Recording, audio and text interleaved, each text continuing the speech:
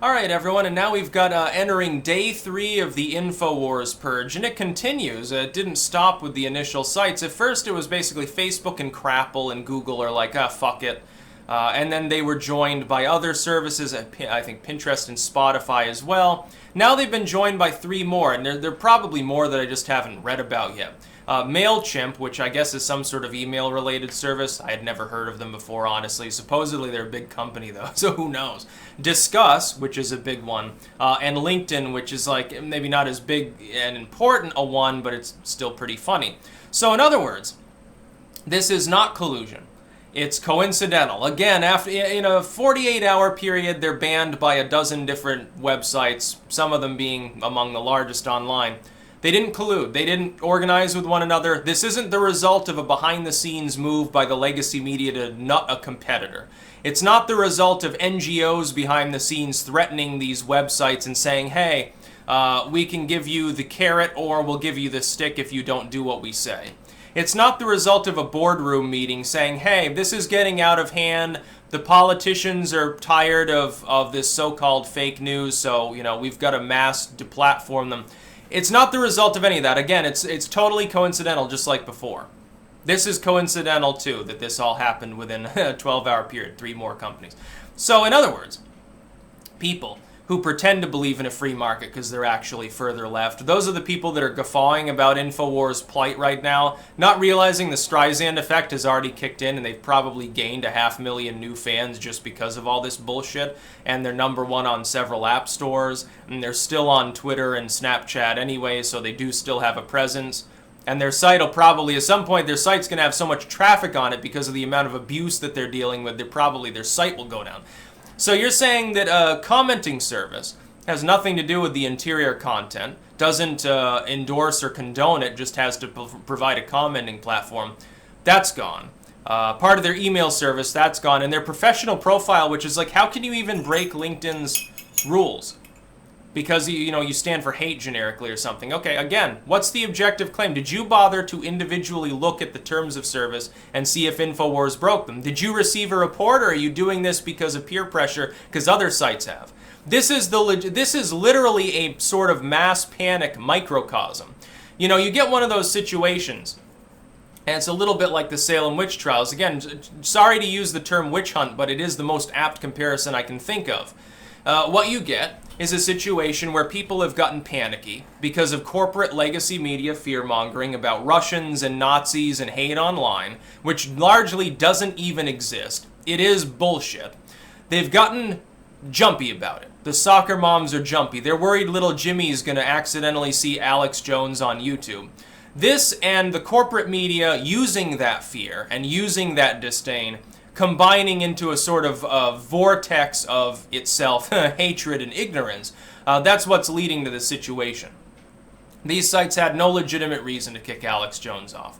He almost certainly did not actually break their TOS. It's like Thunderfoot earlier. This was funny. I guess leftist or whatever he is, as he is. He's like, well, haha, I looked on the Infowars site and it says at the bottom that they can remove your comments if they're distasteful and stuff. Haha, see, they censor people too. And I'm thinking to myself, yes, that is comparable to a dozen different sites that incorporate 95% of the fucking internet, kicking someone off in a single day and then claiming it's not collusion.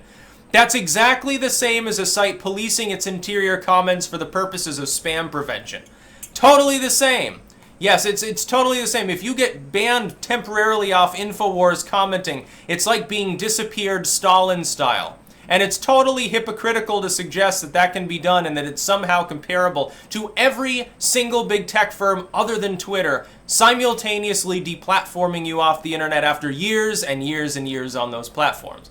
That's an apples to oranges comparison. I'd love to debate this goofball on that topic. I'd love it. No similarity whatsoever. The principle is not even remotely the same.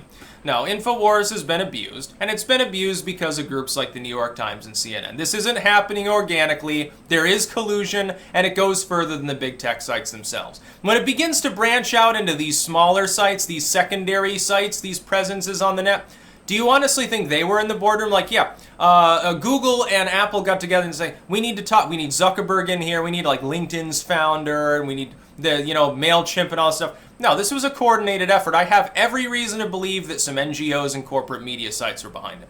What evidence do I have of that? Common fucking sense. Why would the big tech firms care? Why would they mass deplatform him? Again, they would still have to gather together and agree to do so. Don't you think that they understand the Streisand effect at least enough to know, hey, if we very conspicuously all ban this group that has tens of millions of fans around the world at the same exact time in the same fucking 48-hour period, it might cause a lot of people to side with them even if they ideologically totally hate Infowars, because they're going to smell a rat. Of course they would. But the NGOs and the corporate media are dumb enough to think it's a good idea. They just want Infowars off these platforms so that they can absorb more audience time usage.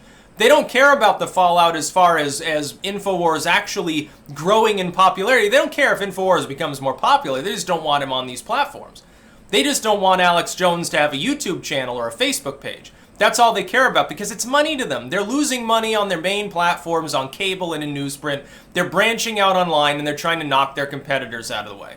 And you're going to see them eventually attack the missing link media. By the way, can I just say something? For any, I know that some pundits from these groups lurk on my material because they do this to all large YouTubers at this point because we're sometimes worth a good news story or whatever.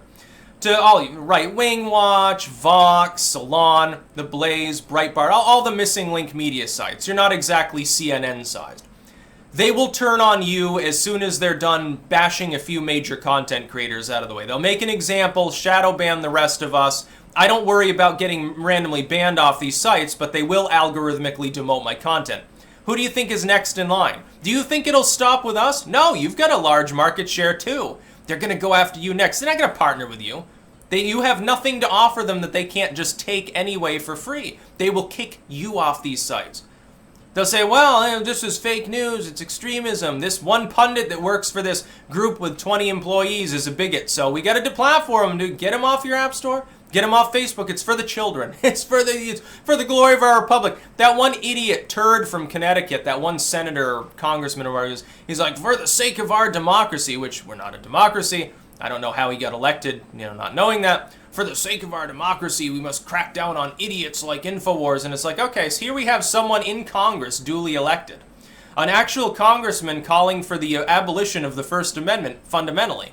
Wonderful. See, when government individuals weigh in on things like this and influence these sites, it breaches the First Amendment, doesn't it? That's a little bit of government involvement with regards to trying to crack down on free speech. It's not just an organic, yeah, YouTube kicked you off, now is it anymore? Because you've got people in Congress weighing in on it. Trump might weigh in on it. It's a national debate that involves the political structure to a degree that it violates the Constitution for this kind of deplatforming to continue. Specifically because they are unduly influenced by DC and by the corporate media that partners with DC. How wonderful is that? These people trade money and favors all the time. They're basically an extension of government. The New York Times is a propaganda outlet for the Democratic Party, just like Fox is just a propaganda outlet for the Never-Trumpers. Same fucking shit. The same thing.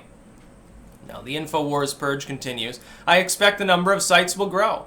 And at some point, the Streisand effect totally kicks in and Alex Jones ends up winning anyway. He's become a martyr. You've literally, to people that don't like him ideologically, that are having a chuckle, you've martyred him.